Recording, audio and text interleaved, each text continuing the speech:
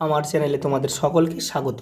আজ আমরা ক্লাস 5-এর রায় মার্টিন প্রশ্ন বিচিত্রা থেকে বাংলার দ্বিতীয় পর্যায়ক্রমিক মূল্যায়নের নবম স্কুল সলভ করব। তোমরা যারা বাকি সেটগুলো দেখোনি, তোমরা চ্যানেলের প্লেলিস্টে যাবে, ওখানে সব সেটগুলো পেয়ে যাবে।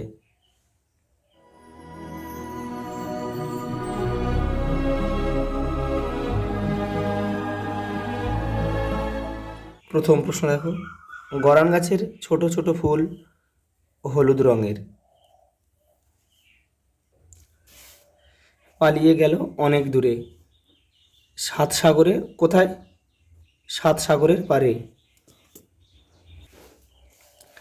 চাঁদ উঠলে গাছটি ভালুক হয়ে যেত। ভগবানের বেবাক সৃষ্টি কে বলেছিল? ছাগল। সদস্যা হলো সদস্য শব্দটির স্ত্রীলিঙ্গবাচক শব্দ। দেখো, দেশের সেরা, সকল দেশের সেরা।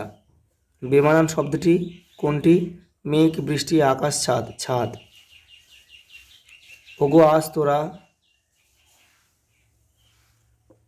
যাস নে ঘরের বাইরে। গোপী গাইন বাঘা বাইন কার লেখা? উপেন্দ্র কিশোর রায়চৌধুরী।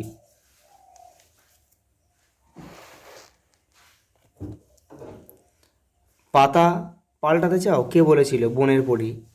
মনে পড়ে অভিমানী, অভিমানীকে? কঙ্কাবতী।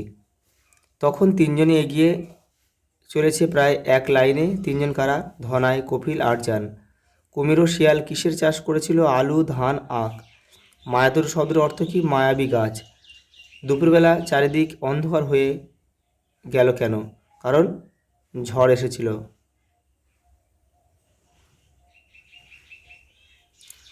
মাঠ মানে ছুট কবিতায় মাঠ শব্দটিকে কতবার ব্যবহার করা হয়েছে? 10 বার। দেখো, বাক্য রচনা করো। দুরন্ত।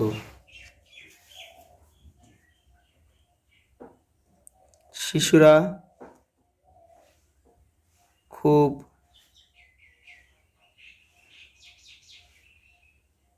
দুরন্ত হয়।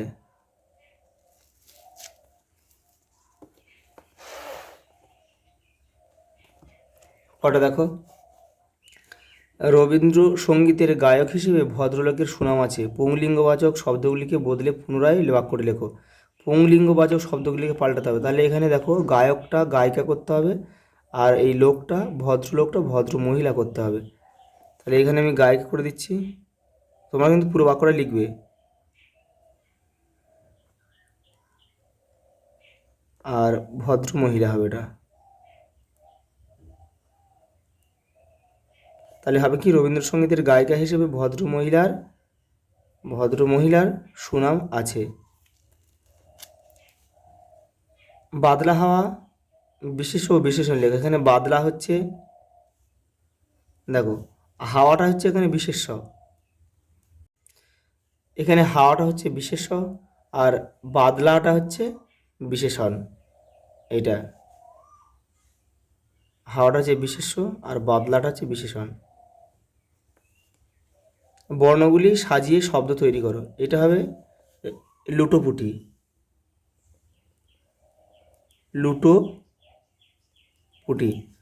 এটা হচ্ছে পালং পাতা হবে। পালং পাতা। বিপরীত শব্দ লেখো। শাশ্বত। শাশ্বত মানে আমরা বিপরীত লিখতে পারি ক্ষণস্থায়ী। দেখো, আকাশ দিয়ে ধেয়ে এলো দুরন্ত ঝড়। ঝড় আগামীকাল এলে কি লিখতে হবে? তাহলে এইটা আমাদের এলোটা পাল্টে লিখতে হবে আসবে। তাহলে আকাশ দিয়ে ধেয়ে আমরা লিখবো আকাশ দিয়ে ধেয়ে আসবে। আসবে আগামীকাল যেহেতু বলেছে ভবিষ্যতে, সেদিন আসবে করে দিলাম। দুরন্ত ঝড়।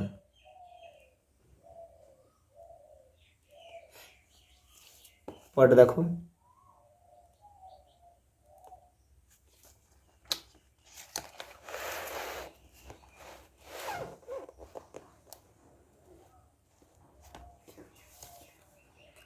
ছোট্ট ফণিমনসা গাছের দেমাকে মাটিতে পা পড়ছিল না কেন, সেই দেমাক তার ভেঙে গেল কেন? দেখে নাও। এই যে দেখো, ছোট্ট ফণিমনসার গাছের গাছের দেমাকে মাটিতে পা পড়ছিল না কেন, এটা লিখবে। আর সেই দেমাক তার ভেঙে গেল কেন, এটা লিখবে।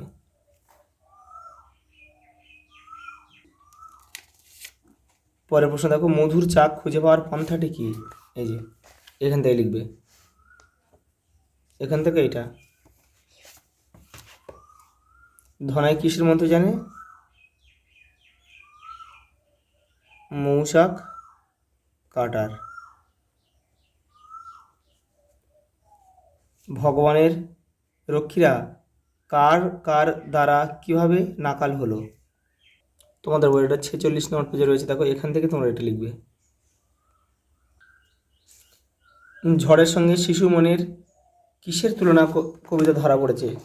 এই যে দেখো, এটা লিখতে হবে। এই যে কবিতায় শিশুর দল ছুটে, সরি এটা নয়, এই দেখো এটা, ঝড়ের সঙ্গে শিশুর মনে কিসের তুলনা কবিতায় ধরা পড়েছে, এটা এখান থেকে এটা লিখবে। বৃষ্টির দিনে কবির মনে কোন গান ভেসে আসে? এই যে এখান থেকে তোমার লিখবে, বৃষ্টির দিনে কবির মনে তার ছেলেবেলার মায়ের মুখে শোনা বৃষ্টি পড়ে টাপুরটুকু নদে এলো বান গানটি ভেসে আসে। দিনের বিভিন্ন সময়ে কবি গাছকে কোন কোন রূপে দেখেছেন? এই যে এটা লিখবে।